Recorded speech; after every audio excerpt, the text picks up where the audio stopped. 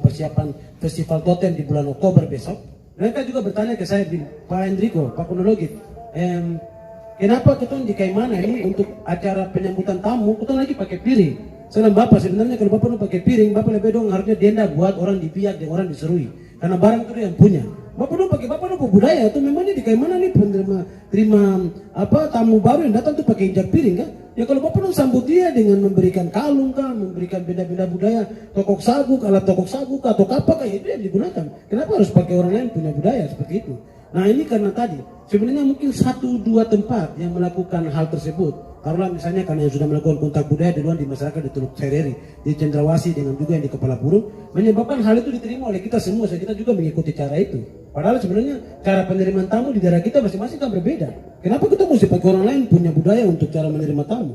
Tadi pertanyaan tadi, kalau misalnya itu dilakukan oleh kelompok masyarakat yang memang sejak budayanya atau secara tradisi dia punya konsep untuk memberikan penghargaan kepada orang luar, itu bisa memberikan atau mengapresiasikan dengan benda-benda kebudayaannya, maka cukup dia saja. Jangan kita elangin lagi untuk ikut dia bicara begitu. Karena kita masing-masing punya adat istiadat dan kita masing-masing punya budaya masing-masing. Dan kita punya aturan masing-masing. Kenapa kita tidak pertahankan kita punya baru kita mengikuti orang lain punya? Nah, saya rasa itu yang paling penting. Kita bisa melakukan identifikasi kepada daerah-daerah mana saja yang memang secara budaya dia memberikan penghargaan menggunakan itu dan sejak kapan dia menggunakan itu. Baru kita bisa menentukan bahwa daerah ini saja yang boleh. Daerah lain tidak boleh, dia mengikuti dia punya budayanya untuk bagaimana menghargai orang luar yang datang. Seperti itu. Orang misalnya di Vanuatu, ketika ada tamu datang itu dia sakral buat dia. Ketika kau datang itu kau minum dia punya safa. Safa itu minuman tradisionalnya dia. Itu wajib untuk setiap orang yang datang. Nah, kenapa kita juga tidak pakai itu? Kalau kita punya budaya seperti itu, kenapa kita mesti pakai budaya yang pakai mahkota di kepala? Semua orang datang kita kasih mahkota di kepala. Seolah-olah dia selevel dan sama seperti kita orang punya keturunan. Padahal sistem kepemimpinan kita itu adalah pada umumnya itu adalah pewarisan dan pencapaian. Untuk menjadi seorang pemimpin itu ada diperoleh berdasarkan garis keturunan dan kedua adalah berdasarkan pencapaian. Tidak mudah untuk menduduki jabatan seorang kepala suku atau pimpinan. Kenapa kita dengan mudahnya memberikan identitas seorang pemimpin kita kepada orang lain gitu. Nah, itu juga perlu kembali kepada diri kita masing-masing. Berarti itu penting sekali untuk kita pendekatan kepada masyarakat ya, dan duduk bersama tua-tua adat, tokoh-tokoh adat, dan juga mungkin dari situ kita bisa mengembalikan sanksi adat yang seharusnya ada sejak dulu dan sudah mulai pudar saat ini ya. Ada satu lagi pertanyaan sesuai dengan tema kita berlabel harga. Tadi Om sudah bilang juga dan juga Bang Gamel juga sudah mengatakan bahwa semakin decrease atau terkikis gitu ya nilai sakral itu. Jadi apakah kalau kita terus-menerus menggunakan mahkota cendrawasih sebagai mahkota. Ya, cendrawasih sebagai mahkota, itu berarti akan mengikis budaya kita gitu ya, mengikis nilai kesakralan yang ada di dalam budaya kita gitu. Sudah pasti. Karena barang ini sapu harga diri begitu. Kenapa saya mesti jual sapu harga diri? Ini pertanyaan yang saya sendiri tidak akan pernah menggunakan barang itu. Karena itu bukan, pertama secara adat itu bukan ada dalam saya punya budaya. Saya dari seorang kepala burung dan kita tidak mengenal mahkota yang namanya mahkota raja yang menggunakan burung cendrawasih. Kedua, saya tahu bahwa barang itu hanya bisa digunakan oleh orang khusus tertentu dan tidak semua orang gunakan.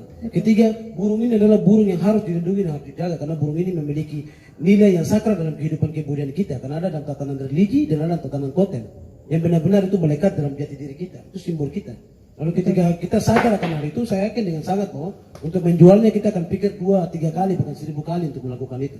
Nah, kalau semua orang berpikir atas dasar ekonomi, saya pikir ada alternatif. Tadi Om Gamel sudah sampaikan, ada banyak barang imitasi yang kita bisa gunakan. Kenapa mesti pakai yang asli begitu? Betul, harus dengan langkah yang lebih sustainable ya, supaya lebih bisa bertahan di alam dan kita bisa menikmati sampai anak cucu gitu. Benar. Oke, terima kasih banyak Om. Itu adalah penutup dari sesi diskusi Om Enrico dan juga Bang Gamel. Nah, saya mau merangkum dari materi yang telah disampaikan. Setelah itu baru kita buka sesi tanya jawab.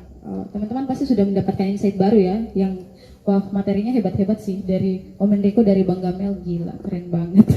Oke, dari Bang Gamel beberapa yang bisa saya rangkum yaitu Bird of Paradise atau cendrawasih atau mambesak adalah kebanggaan atau aset dari orang-orang di Papua. Kita sebagai orang Papua harus melindungi cendrawasih, dan cendrawasih ini sendiri sudah dilindungi oleh beberapa peraturan dan undang-undang seperti Undang-Undang Nomor 5 Tahun 1950 tentang KSDAE. Kemudian ada juga peraturan PP Nomor 7 Tahun 1999, dan juga dikeluarkan surat edaran oleh Gubernur Nomor 660 untuk larangan terhadap penggunaan cendrawasih yang asli. Nah, kemudian cendrawasih ini selain cantik juga mempunyai menyimpan beberapa persoalan ya, seperti perburuan liar. Dia bukan menyebabkan sih, tapi manusianya sendiri yang melakukan perburuan liar karena cantiknya si cendrawasih ini, dan memiliki ya tadi itu label harga, walaupun dia ini sebenarnya secara suatu budaya Papua itu memiliki nilai yang sangat sakral gitu, tetapi dilakukanlah perburuan liar untuk meningkatkan ekonomi. Kemudian dilakukan juga fragmentasi lahan yang tidak sustainable sehingga menyebabkan habitat si cendrawasih ini rusak. Kemudian hal tersebut juga bisa menyebabkan reproduksi dari cendrawasih terganggu, karena yang kita tahu seperti yang tadi Bang Gamel jelaskan bahwa cendrawasih ini memiliki tipe reproduksi yang sangat lambat. Dalam 1 tahun itu cuma 2 telur saja yang bisa dihasilkan, dan bayangkan apabila habitatnya rusak, kemudian 2 telur yang sudah dihasilkan itu jadinya tidak bisa berkembang biak, entah karena jatuh dari atas pohon yang sudah harusnya jadi habitatnya, ataupun karena tergusur karena fragmentasi lahan. Itu adalah hal-hal yang sangat disayangkan gitu kan. Kemudian ada lagi yaitu ekonomi. Dari segi ekonomi, si burung cendrawasih ini juga memiliki ekonomi yang tinggi ya, sehingga orang-orang banyak melakukan perburuan dan segala macam. Diperjualbelikan secara ilegal, memiliki nilai jual dari 2 juta hingga 4 juta rupiah, bahkan bisa lebih gitu ya. Nah, kemudian berdasarkan tatanan adat yang digunakan sebagai mahkota cendrawasih, ada yang memang strict tidak boleh digunakan oleh orang-orang sembarang, maksudnya hanya untuk oleh tokoh-tokoh adat. Tapi ada juga beberapa daerah yang sudah tidak strict lagi, tidak ketat lagi aturan budayanya, sehingga mahkota cendrawasih yang sakral itu justru disematkan kepada kepala orang-orang yang berada di luar tatanan adat mereka gitu. Nah, solusi yang bisa diberikan oleh Bang Gamel dan juga beberapa orang yang telah bekerja di dalam isu ini, yaitu yang pertama dilakukannya atau dibukanya bird watching sebagai suatu ekowisata. Nah, dari situ bukan hanya kita berhenti melakukan perburuan si cendrawasih ini, tapi kita juga membantu menaikkan ekonomi masyarakat yang ada. Kita memberdayakan SDA dan juga SDM dari masyarakat setempat yang memiliki daerah di sekitar itu. Contohnya seperti yang dilakukan oleh Bapak Alex Way Simon, di mana Kampung Repang Muaif itu adalah salah satu dampingan dari WWF atau WWF di Sentani, sehingga di sana sudah dilakukan ekowisata birdwatching, di mana ada paket-paket wisatanya juga. Di sana membantu alamnya lebih sustainable dan juga meningkatkan ekonomi masyarakat. Kemudian solusi yang kedua adalah dilakukannya kebijakan yang berlandaskan kearifan lokal, yaitu diterapkannya peraturan kampung. Nah, kemudian dilakukan juga penangkaran, dan itu adalah solusi yang paling terakhir ya, tahap akhir apabila memang si cendrawasih ini sudah dalam tahap endanger ya, sudah hampir punah gitu ya, sudah mau punah di alam, maka kita harus melakukan penangkaran. Nah, kemudian ada satu juga yang Bang Gamel solusikan, itu sudah dilakukan juga sama Bapak Zul, ekonomi kreatif, di mana kita bisa memberdayakan masyarakat untuk membuat imitasi dari si cendrawasih itu. Jadi tidak perlu membuat mahkota dari cendrawasih yang asli, tetapi kita bisa membuat imitasi yang benar-benar mirip, tetapi digunakan dari sabut kelapa gitu ya. Selain bisa meningkatkan ekonomi, kita juga bisa melindungi cendrawasih secara berkala. Nah, kemudian materi dari Bapak Kondologit yang bisa saya rangkum adalah yang pertama, tadi itu si Bird of Paradise ini sebenarnya bukan atau cendrawasih itu bukan dari orang lokal ya, bahasanya itu dari orang luar justru yang memberikan nama.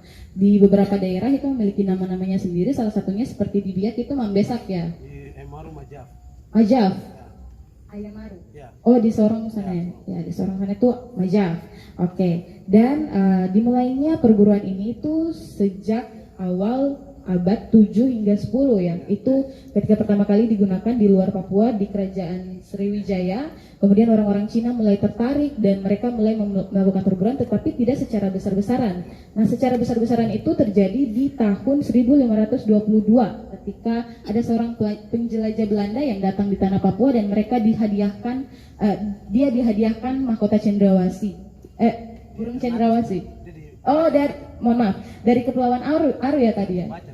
Kerajaan Bacan di Kepulauan Aru itu mereka memberikan cendrawasih kepada beliau, sehingga ketika beliau kembali ke Belanda, orang-orang di Eropa sana itu kaget, heboh, wah ada nih burung yang seperti ini, secantik ini. Dan di sana tidak setelah diawetkan itu tidak memiliki kaki karena dipotong gitu ya. Teknik pengawetannya seperti itu, sehingga mereka menyebutnya sebagai bird of paradise atau burung dari surga karena tidak memiliki kaki. Nah, ya, apoda. A itu berarti tidak, poda itu kaki. Apoda buntung. Ya, begitu.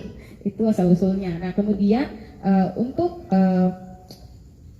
beberapa masyarakat, bukan beberapa, tetapi orang Papua sendiri memiliki kepercayaan atau filosofi dari burung cendrawasih itu sebenarnya berkaitan dengan religi yang ada di masyarakat, kepercayaan mitologi yang ada di masyarakat Papua, bahwa burung ini masuk ke dalam mite yang tadi Bapak sudah Om Enrico sudah ceritakan kepada kita sama-sama, sudah simak.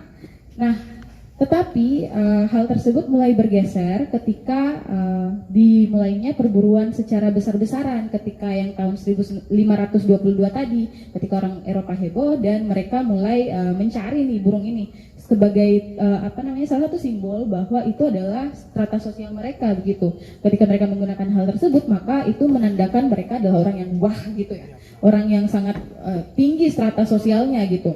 Karena waktu itu juga mereka mengenal mode fashion gitu ya, bahwa mengenakan fur atau bulu-bulu hewan atau dari ya itu dapat memberikan suatu strata sosial.